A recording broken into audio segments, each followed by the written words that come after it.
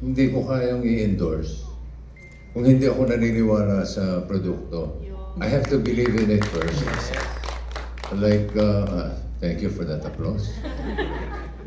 Like nung, ay kwento ko nga kanina, nag-research muna ako. I did my own research. Nag-google ako, ano bang benefits ng barley, anong, lalo na yung Santay barley. Nakita ko magaganda ang mga benefits. So, I believe in it. I've been using it. I've been taking it. So, kumbaga, maluwag sa loob mo na i-endorse. Yung galing sa puso mo, yung endorsement. Hindi yung nag-endorse ka lang kasi binayaran ka.